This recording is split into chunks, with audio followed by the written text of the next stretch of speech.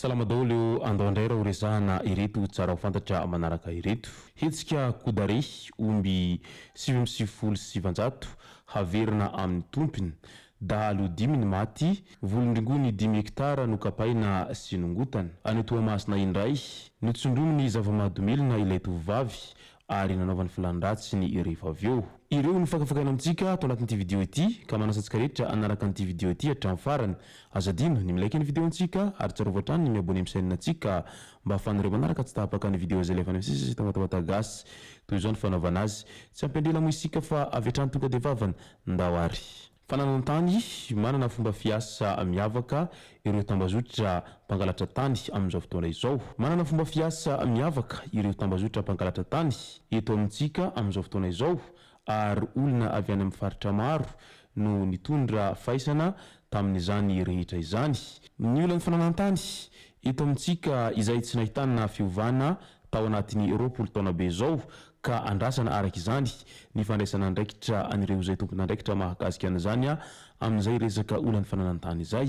Manoloana ny toedrara sy ny toejava-misy amin'izao fotoana izao izay hita fa mampitarairana voaka malagasy maro izay manerana nosy eo amin'ny resaka an'izay tsy fandriam-pahalema ny etsy andaniny ary eo ihany koa ny fidangan'ny vidim-piainana.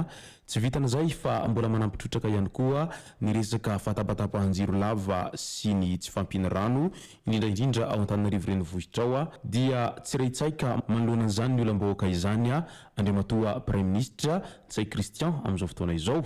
Ka noho izany dia mipetraka ny fantanina amin'ilay hoe mbola manana fahefana eto amin'ny tany sy ny firenena ve ny Prime Ministre sa ahoana hoy ireo izay avy eo anivony vovonany antso eo anatrehany fahanginany sy ny tsy fahitana azy intsony eo anatrehany ireo olam-bahoaka misy amin'izao fotoana izao izay hita fa mampitaraina ny vahoaka maro dia maro izany rehetra izany.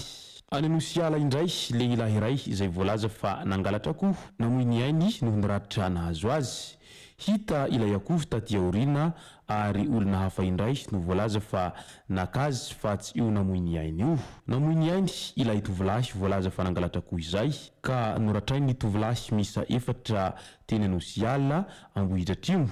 Ilay akoho nefa efa hita taty aoriana ary olona hafa no nakazy raha ny fanazavana voaray hatrany. Isan'ny nahafaty azy ny ratra mafy izay nahazo azy indrindra ny teo amin'ny lohany. Ny faty izay tsy maintsy halevina amin'ny fahasandrazany any mananjary. Vokatr'izay dia nametraka ny fitoriana ny fianakaviana saingy tsy nisy valiny, tsy nisy fanadiadiana natao mahakasika an'ity raharaha izay nahafatesan'olona ity. Angatahana ihany koa ho izy ireo ny hampiarana ny lalàna amin'izay rehetra nahavandoza tahaka an'izao izay. Ekeko fa ratsy ny resaka halatra fa raha resaka halatra kokosa ny aminona olona dia efa tsy rariny intsony izany. Zavatra tokony vitan'ny fampiresahana ihany izay resaka halatra koa izay fa tsy tokony ndeha atao handratrana olona na ihany koa natao ndeha amin'olona sanatria.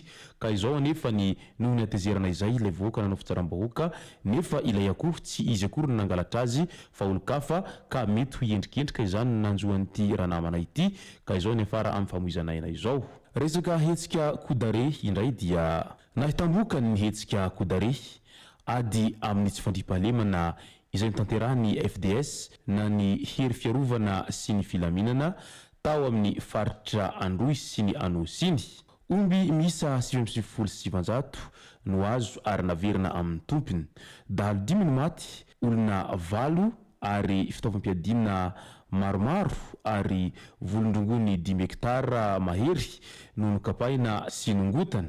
Teo ihany koa ny fandoroana rongony valogony tany Andriry, distrikany Betroka. Ministra 4 mpikambana eo anivon'ny gouvernemanta nonidina ifotony tany antoerana nanamafy ny fanohizana izany ady amin'ny tsy fandriam-pahalemana izany.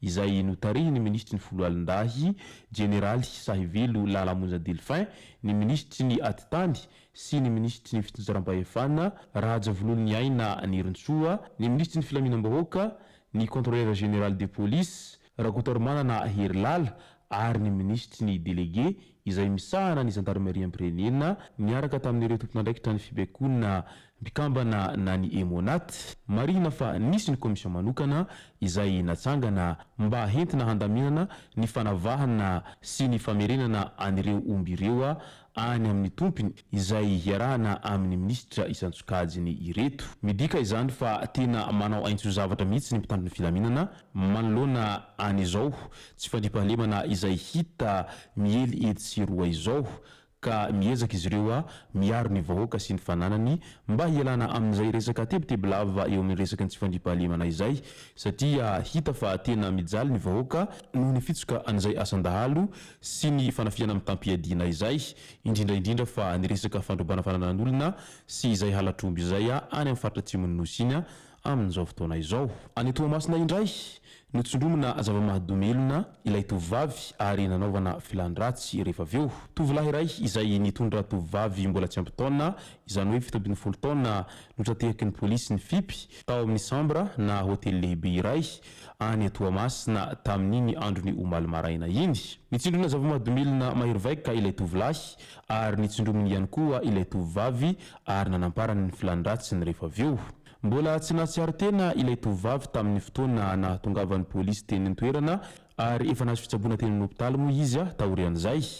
Notazomina eny amin'ny bureau polisy pirenena kosa ilay tovolahy mba hanaovana fanadihadiana mahakasika an'ity raha fanolanana miaraka amin'ny fidorohana zava-mahadomelona ity. Tsara ihany mampafantatra fa raharany lalàna ny fidorohana zava-mahadomelona izay ary mbola raharany lalàna ihany koa ny fiarahana amin'ny zaza tsy ampy taona, indrindraindrindra ny eo amin'ny resaka fanolanana izay fa tena mampigadra izany ary raha izao no mitohitohy dia mety hiafara amin'izay fampiarana lalàna amin'ilay hoe famosirana izay itirana namana ity. Entanina hatrany araka izany ireo tanora mba tsy halaim-panahy amin'izay fidorohana zava-mahadomelona izay fa tsy mety ho an'ny fahasalamana moa izay no sady vararany lalàna ary eo ihany koa ny tsy mba hanaovana vampona amin'izay resaka filandratsy etseroa izay fa tokony samy afehtena avokoa na dia eo aza ny resaka fanatontolona sy ny fijerevana anirony karazana sary mihetsika mafady isan-karazany irony fa tsy tokony hampiarina amin'ny fiainana andavanandro izy ireny